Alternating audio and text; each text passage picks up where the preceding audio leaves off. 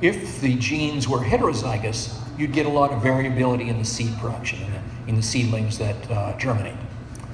So commercial seed developers in normal agriculture are ruthless in weeding out the sports, the oddballs, the outliers. And just for the sake of example, I'm picking this genotype. So here's a genotype that's true breeding. You see, A is homozygous, B is homozygous recessive, C is homozygous dominant, D is homozygous dominant, E is homozygous recessive. And when they produce gametes, pollen or eggs, all have the same genotype. And when they are fertilized, still fertilized, you get the same genotype as the parent. And various techniques are used to reduce the heterogeneity. A lot of different techniques over the years.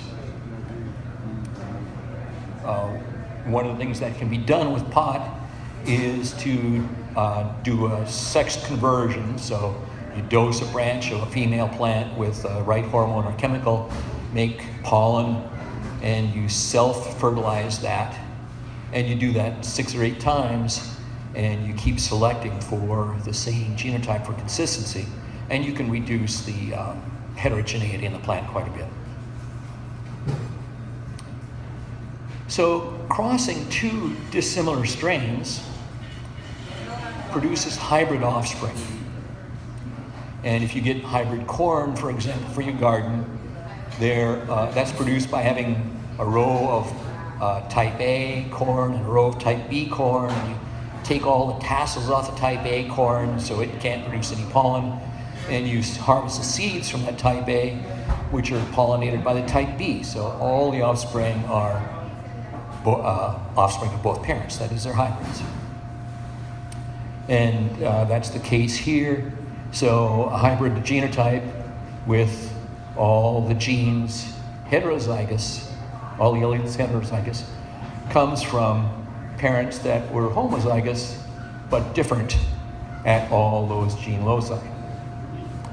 Hybrids have a lot of value. They may be more vigorous, more productive, have any number of fine traits that neither parent strain has. But when you try to produce eggs and sperm from hybrids, you end up with a mess. Just a mess. So let's say we have 2 parent plants that are different in only 3 genes, and you cross those with itself. You end up with, or first of all, when they produce gametes, you end up with 8 different possibilities for genotype in the gametes. And when you cross that with itself, you end up with 64 different genotypes in the offspring. So if you're trying to create a true breeding line of plants, you don't want to start with hybrids. And most cannabis strains are hybrids. Most cannabis strains have been developed by people who did not study agronomy in college. Very few strains are true breeding. Even the commercial hemp varieties, for example, which may be selected pretty strongly for one trait or another, still have a fairly high level of heterozygosity. So if you have a high heterozygosity rate of about 0.25%, which is pretty typical for marijuana or hemp, that would imply that out of the 30,000 genes in the genome, 75 are mutant or are different. 75 are heterozygous.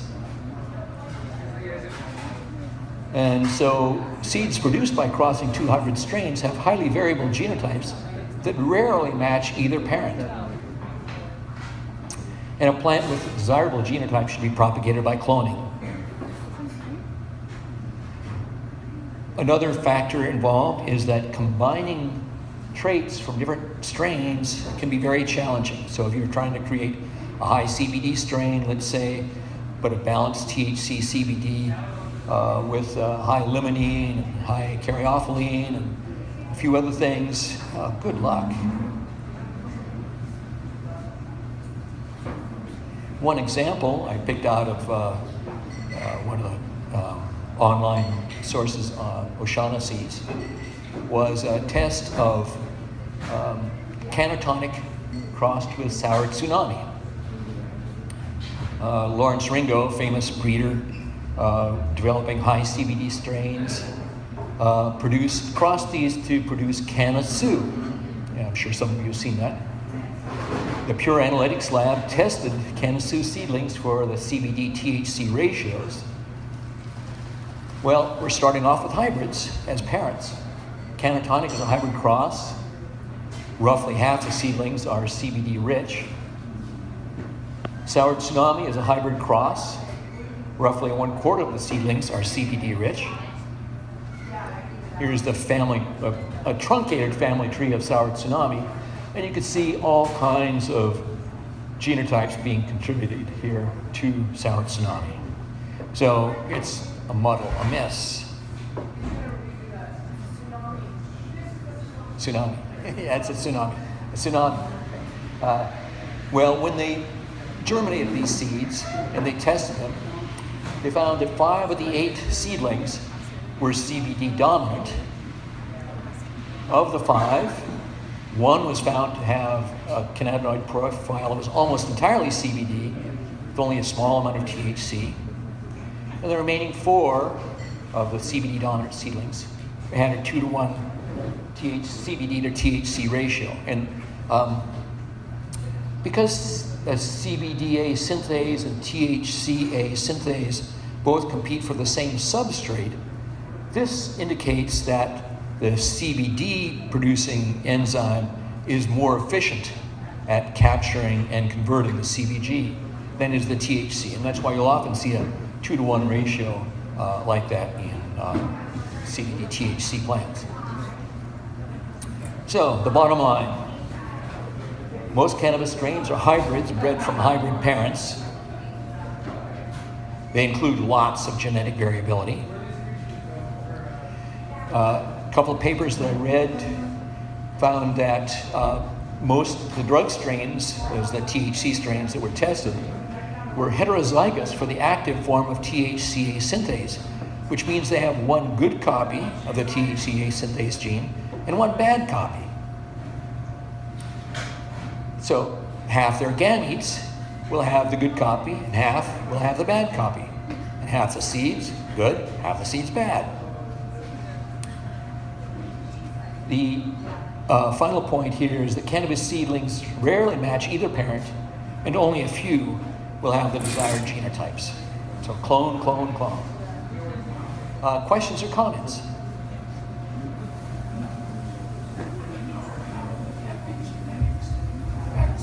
How the epigenetics affects the expression of the traits in the process that you're talking about. Yeah, epigenetics, that these days refers largely to the methylation of stretches of the DNA. That is a little single carbon chemical attached to the DNA in locations can control the expression of the genes. That is, whether the genes are transcribed in a messenger RNA. And they may enhance or suppress the expression of those genes. Unlike the DNA, which is strictly inherited from parents, the epigenetic factors are in part the result of life experiences. So if you put 2 strains that are 2 plants that are clonal, that have exactly the same DNA, into 2 different environments, you may end up with quite different gene expressions because of that methylation difference. And in humans, at least, I didn't find anything on this in cannabis, but in humans, that epigenetic factor may be inherited. So Lamarck was partly right. Lamarck! Way to go, Lamarck. Any other questions?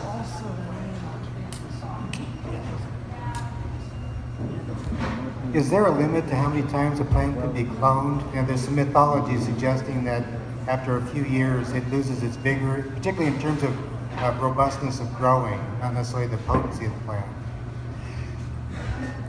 I didn't find anything about that in the literature. All I can say is from personal experience, I've been maintaining one strain for 15 years through cloning. So it can be done.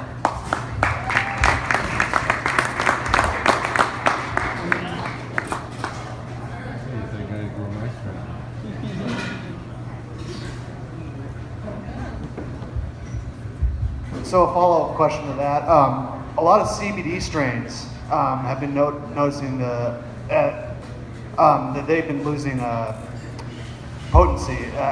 Is that maybe because like the CBD synthase is not as active, or through cloning? Like we've been seeing that. Like I've seen that personally in the strain that I've cloned year after year and tested through OG Analytical, and then came up with different numbers. Is that potentially? What I'm arguing is that that maybe the CBD synthase isn't as activated, or maybe hindered through the cloning process. So, did I understand your question properly? That over the years, as you propagated the same strain through cloning, you've seen changes in the CBD content? Yeah.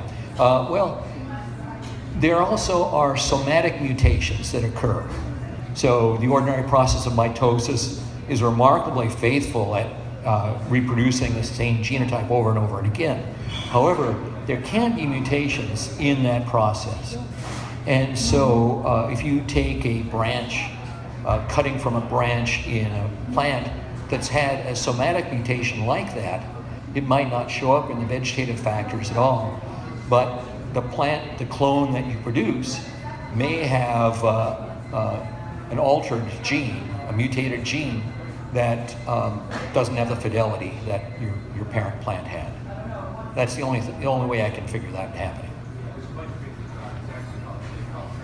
Hey, what's your favorite cloning gel, steroid, or root stimulant?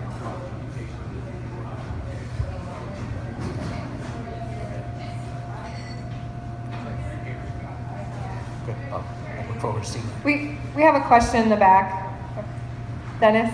Where's the question? Right here. Okay, all right, way in the back. Hey, I was wondering what your favorite cloning gel, cloning steroid, or root stimulant was, because you said you kept a single plant consistent for 15 years. So I was wondering what your favorite. Oh, I've been using Dip and Grow. There are a lot of different products that work well. I have a question.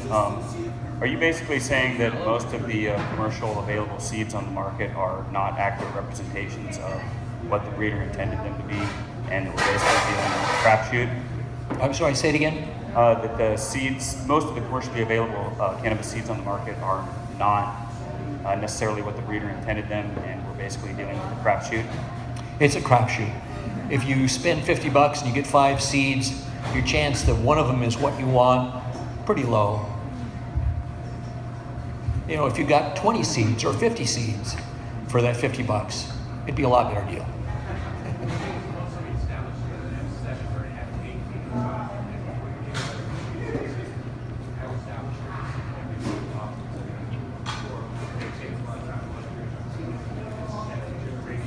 Right.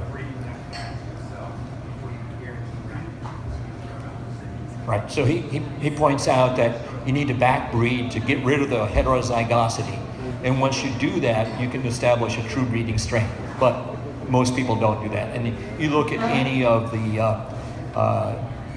family trees of any of the strains in Leafly or anything like that, it's just a mishmash of varieties that have been bred together.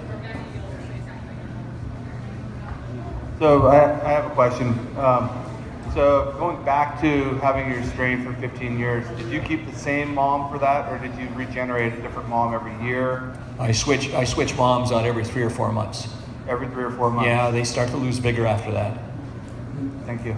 And I always choose the most vigorous clones most vigorous cuttings for parents, which means I'm capturing some somatic mutations, but the vigor is not dropped.